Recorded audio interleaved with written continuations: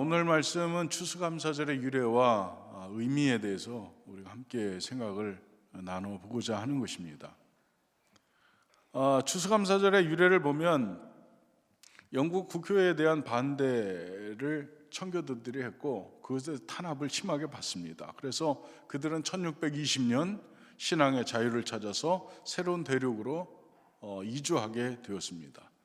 11월 중순쯤 도착한 그들은 강한 눈보라와 혹독한 추위를 만났고, 그리고 토착병, 질병, 그리고 식량 부족, 그리고 들짐승의 위험 뿐만 아니라 거주할 집 하나 없는 절박한 상황에서 이 엄동 겨울을 지나게 되었습니다.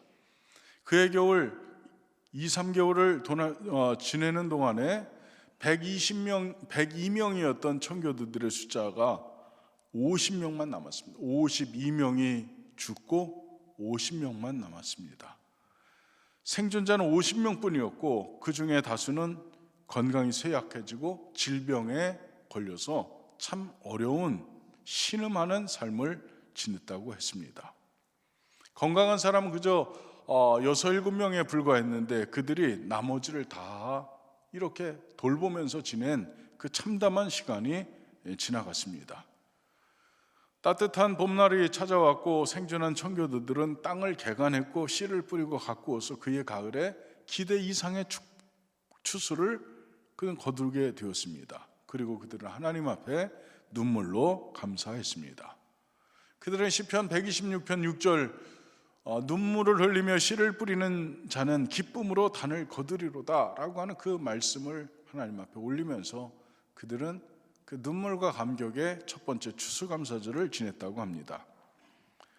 청교도들이 북아메리카로 건너온 다음해인 1621년 가을 하나님께 첫 추수감사 예배를 드렸는데 그들은 추수한 것 중에서 곡식과 채소들 중에서 가장 좋은 처음 익은 열매로 하나님 앞에 올려드리면서 예배를 드렸습니다.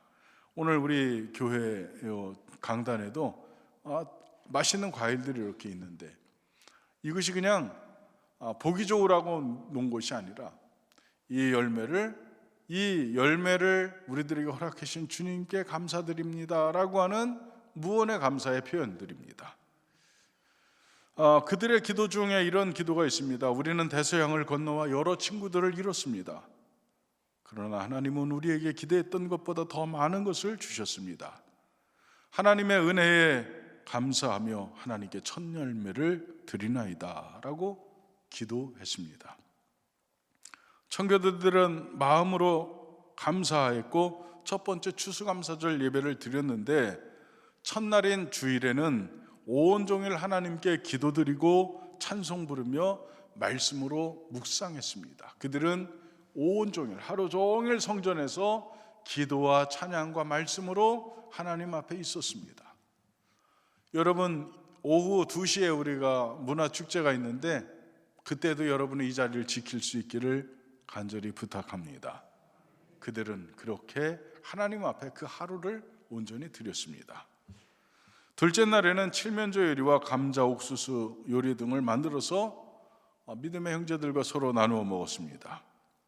셋째 날에는 인디언 주장 마사소이트를 초대해서 음식을 나누어 먹으며 친교했는데 이때 마사소이트와 함께 90여 명의 인디언들이 찾아왔고 그들이 올 때에 칠면조 구운 요리와 호박 파이를 가지고 같이 와서 친교를 나눴다고 합니다. 호박 파이라고 하는 게 우리로 말하면 호박떡입니다. 칠면조 구이와 호박떡 가지고 와서 함께 잔치를 했습니다. 그것이 유래가 되어서 추수감사절에는 칠면조 고기와 호박 파이를 먹게 되었다고 합니다.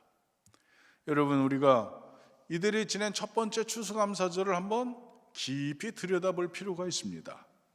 그들에게는 102명 중에 52명이 죽고 50명이 남았다고 했으니까 그 중에 죽은 사람 중에는 사랑하는 남편도 있을 것이고 아내도 있을 것이고 사랑하는 아버지도 어머니도 있을 것이고 그리고 자녀도 있을 것입니다. 그들은 온통 슬픔과 그리고 비통함 가운데 그들은 1년을 지낸 것입니다. 그렇게 그들은 참담한 슬픔과 절망을 이겨내고 추수를 마친 후에 하나님께 감사의 제단을 쌓은 것이 이 추수감사절의 유래가 되었다고 하는 것입니다. 올해 우리는 참으로 힘든 한 해를 지냈습니다.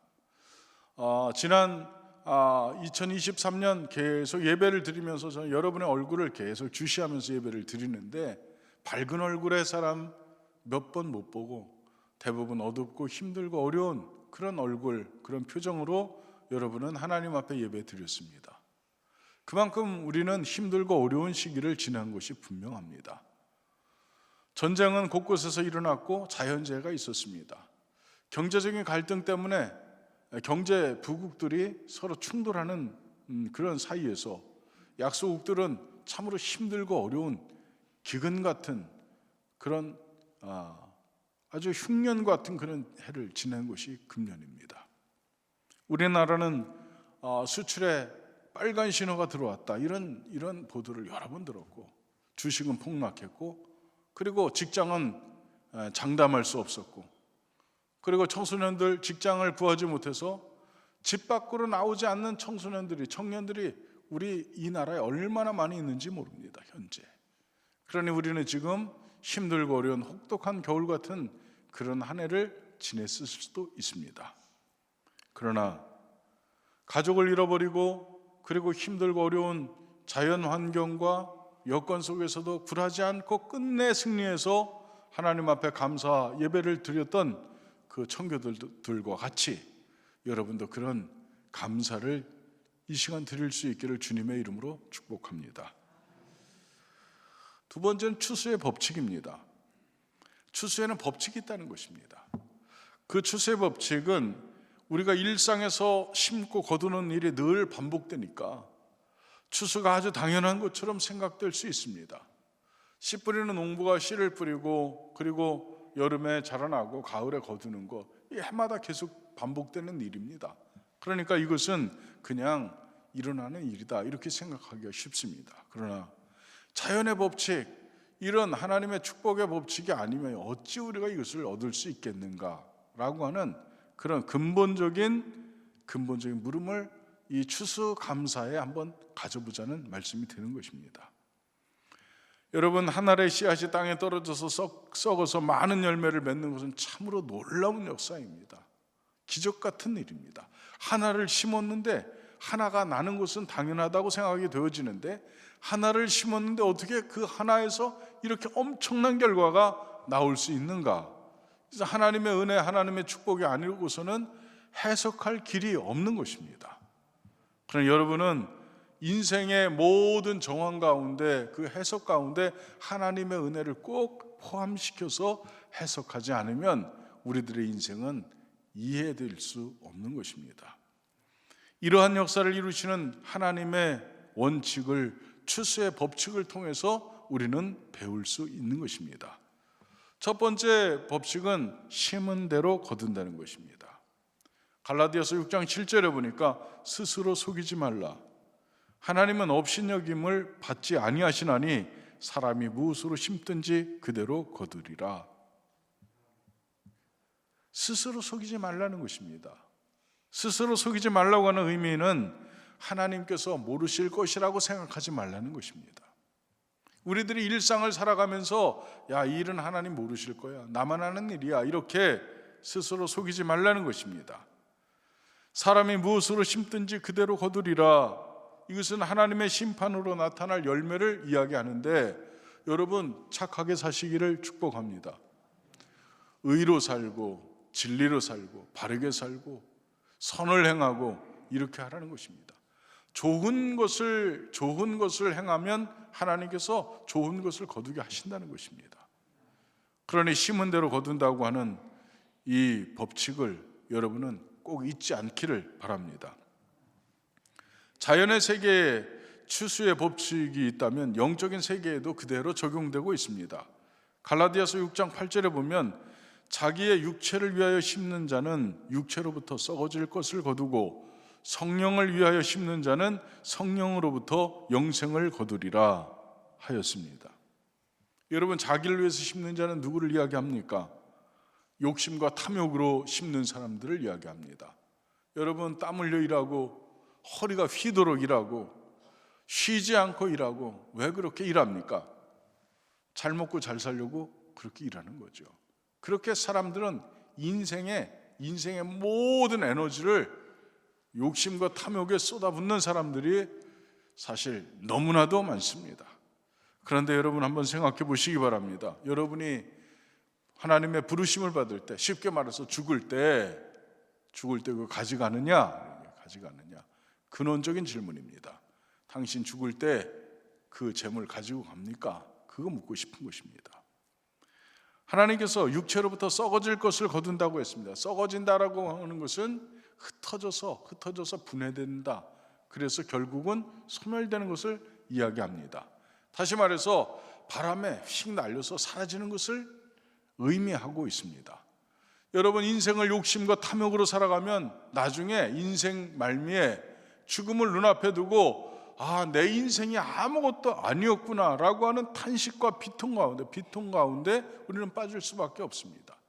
그러니 그런 비탄을 이야기하는 인생이 되지 말고 여러분은 육체를 위해서 심는 자가 아니라 성령을 위해서 심는 자가 되시기를 주님의 이름으로 축복합니다.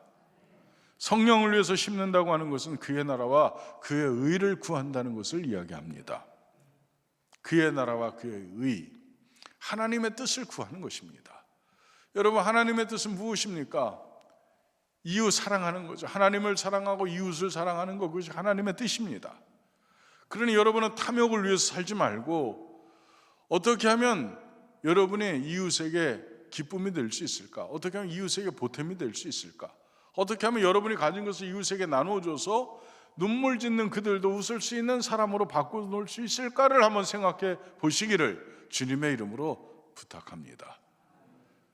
두 번째는 추수의 법칙, 두 번째는 심은 만큼 거둔다는 것입니다.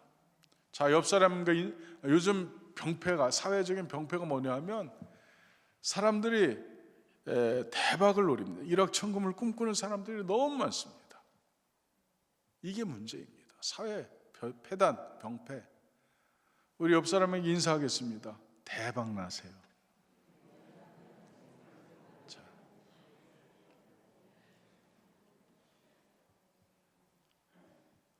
제가 지금 여러분에게 청한 인사 안에는 함정이 있었습니다. 저는 여러분이 인사하면서 주님 사랑합니다, 주님 감사합니다 했을 때 이만큼 박지 못했어. 그런데 옆 사람에게 대박나서 인사하는데 입이 귀에 걸리는 거예요. 너무 해맑게 인사하는 거예요. 여러분, 인생 대박나기를 그렇게 원하십니까? 그럼에도 불구하고 계속 아멘이야. 여러분, 인생은 진실한 겁니다. 땀 흘린 만큼 얻는 것입니다. 수고한 만큼 얻는 것입니다. 노력한 만큼 얻는 것을 여러분은 감사로 알고 그것을 기쁨으로 알 수 있기를 주님의 이름으로 축복합니다. 지극히 상식적인 말이지만 일반적인 추수의 법칙은 고린도후서 9장 6절입니다. 고린도후서 9장 6절에 보면 이것이 곧 적게 심은 자는 적게 거두고 많이 심은 자는 많이 거둔다 하는 말이로다. 아멘. 여러분, 심은 만큼 거두게 되어 있는데 여러분 많이 심으시기를 바랍니다. 우리가 많이 심는다고 하는 것은 무엇입니까? 베풀고 나누는 것이 많이 심는 것입니다. 인생 가운데 그렇게 사시기를 주님의 이름으로 축복합니다. 추수의 법칙 세 번째는 따라서 합니다. 때가 되어야 거둔다. 심은 것이 싹이 트고 자라 열매를 맺어 결실하기까지는 많은 시간을 보내야 합니다. 봄에 심고 그해 가을에 열매를 얻는 것도 있고 어떤 것은 몇 해 지나야만 열매를 얻는 그런 과일나무도 있습니다. 농부들은 때가 되면 반드시 거둔다는 추수의 법칙을 믿기 때문에 인내와 수고를 아끼지 않는 것입니다. 아멘. 농부들은 그렇게 일합니다. 야고보 5장 7절로 8절 보니까 보라, 농부가 땅에서 나는 귀한 열매를 바라고 길이 참아 이른 비와 늦은 비를 기다리나니 너희도 길이 참고 마음을 굳건하게 하라. 주의 강림이 가까우니라. 아멘. 참는 것입니다. 때가 될 때까지 참는 것입니다. 여러분, 하나님의 때를 여러분 기다릴 수 있는 그런 분들이 될 수 있기를 바랍니다. 기다릴 수 있는 사람은 성숙한 사람입니다. 미숙한 사람일수록 기다리는 것을 못합니다. 그러니 여러분은 참고 인내하고 기다리는 그런 성숙한 그리스도인이 될 수 있기를 간절히 축복합니다. 그냥 단번에 열매를 따려고 하지 말고, 어떤 경우에는 내가 심은 것을 다음 세대가 거둘 때도 있습니다. 그렇게 멀리 보시기를 주님의 이름으로 축복합니다. 추세법칙 네 번째는 하나님의 축복이라는 것입니다. 아무리 농부가 정성을 다할지라도 하나님께서 축복하지 않으면 그 모든 수고가 다 허사로 돌아갑니다. 가뭄, 홍수, 병충해, 이 모든 재해를 인간의 힘으로 막아낼 수가 없습니다. 자비로우신 하나님께서 적절하게 햇빛과 단비를 주셔야만 제대로 우리는 결실하여 추수할 수 있는 것입니다. 그러니 여러분, 하나님 앞에 감사하는 여러분 되시기를 바랍니다. 우리의 수고를 헛되지 않게 하시고 30배, 60배, 100배의 결실을 맺게 하셨으니 우리가 하나님 앞에 감사하는 것이 어찌 그것이 틀린 일이 되겠습니까? 그러니 여러분은 언제나 하나님께 감사하는 분들이 되시기를 축복합니다. 세 번째로 추수의 의미, 저는 추수의 의미는 축복의 나눔이다, 이렇게 말하고 싶습니다. 하나님께서 우리를 축복하심에 감사하며 그 기쁨을 이웃과 나누는 것, 그것이 추수감사의 의미입니다. 누가복음 12장 20절에 보면 하나님은 이르시되 어리석은 자여 오늘 밤에 내 영혼을 도로 찾으리니 그러면 내 준비한 것이 누구의 것이 되겠느냐. 어리석은 부자가 추수했습니다. 많은 곡식을 거뒀습니다. 이제 창고를 증축했습니다. 창고마다 꽉꽉 채웠습니다. 이제 내 영혼아 편히 쉬고 이제 쉬자, 편히 쉬고 놀자, 이렇게 했습니다. 그때 하나님께서 말씀하신 것입니다. 오늘 밤 내 영혼을 도로 찾으리니 그러면 내 준비한 것이 누구의 것이 되겠느냐. 어리석은 부자는 추수한 것을 자기만을 위해서 쌓아두었기 때문에 하나님의 책망을 받은 것입니다. 여러분이 얻은 것 추수, 하나님께서 왜 30배 주셨습니까? 하나님께서 왜 60배 주셨습니까? 하나님께서 왜 100배 주셨습니까? 여러분 그거 다 먹으면 여러분 배 터집니다. 그러니 나누십시오. 나누어야 합니다.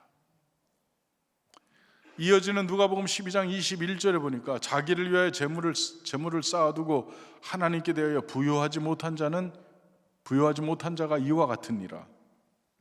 하나님에 대하여 부요하지 못한 자, 자기 자신을 위해서 재물을 쌓아두고 하나님에 대하여 부요하지 못한 자. 우리는 하나님 앞에 얼마나 인색한지 몰라요. 여러분, 하나님 앞에 인색하지 않기를 바랍니다. 하나님 앞에 인색한 사람 이웃에게도 인색합니다. 10,000원짜리 짜장면 한 그릇 안 사줘.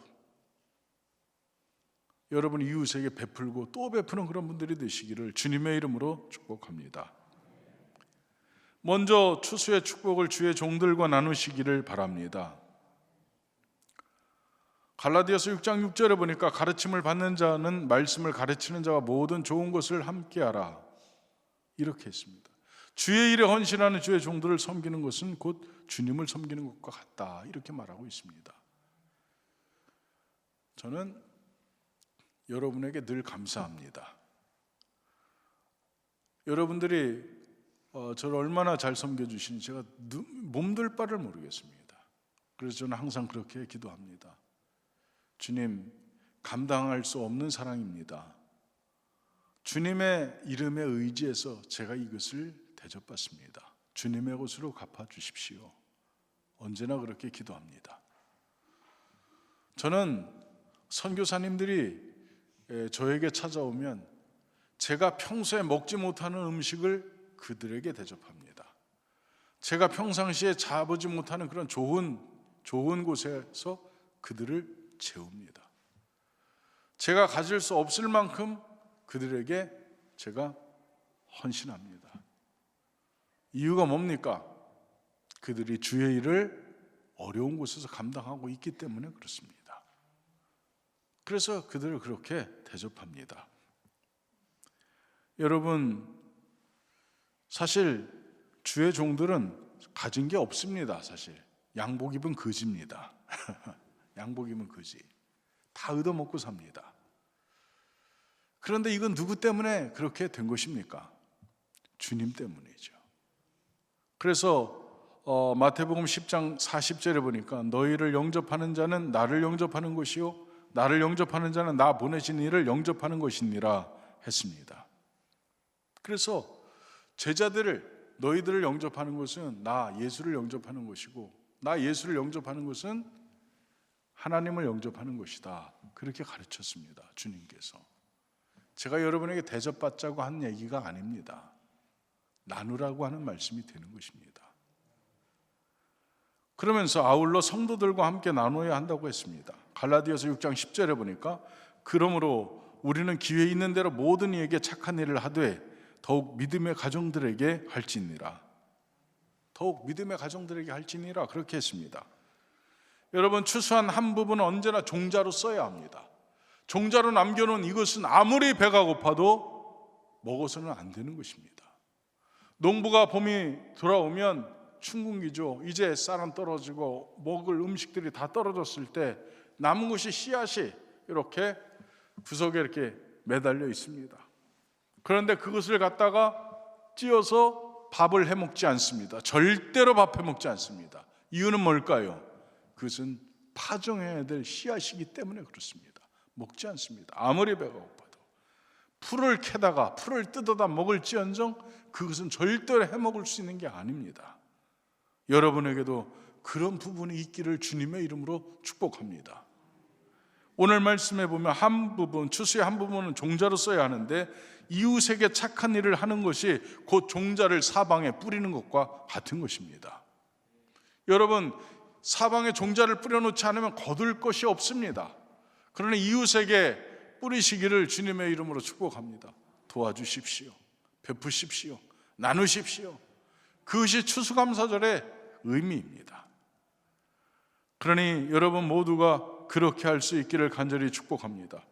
고린도후서 9장 10절에 보니까 심는 자에게 씨와 먹을 양식을 주시는 이가 너희 심을 것을 주사 풍성하게 하시고 너희 의의 열매를 더하게 하시리니. 여러분이 뿌리면 의의 열매가 더 풍성하게 하신다는 것입니다. 그러니 여러분 욕심으로 살지 말고 하나님 앞에서 선을 행하며 사시기를 주님의 이름으로 축복합니다. 하나님께서는 말씀하시기를 가난한 자에게 베푸는 것은 누구에게 구워주는 것이다? 나에게 구워주는 것이다 까지 말씀하셨습니다. 그러니 여러분 인색한 여러분 되지 마시기를 바랍니다. 그리스도인은 베푸는 사람입니다. 그리스도인은 열린 주머니를 가지고 사는 사람이 그리스도인입니다. 그리스도인은 하나님을 사랑하고 이웃을 사랑하는 자가 그리스도인입니다. 그러니 하나님을 사랑하고 이웃을 사랑하는 마땅한 증거를 여러분의 인생 가운데 일상에서 반드시 보일 수 있기를 주님의 이름으로 축복합니다. 우리의 수고에 대한 열매를 주신 하나님께 감사하며 그 기쁨을 이웃과 함께 나누는 그런 여러분 되시기를 축복합니다. 아울러 영적 추수기가 우리에게 다가오고 있습니다. 우리들의 인생이 어디까지 살지 모릅니다. 하나님의 나라, 주님의 나라 파루시아, 그 나라가 언제 올지도 우리는 알지 못합니다. 두 가지 중에 하나는 반드시 우리에게 올 것입니다. 그때에 우리는 주님 앞에 진정한 감사를 올릴 수 있는 그런 추수감사절에 그런 추수할 수 있는 영혼이 될 수 있기를 주님의 이름으로 축복합니다.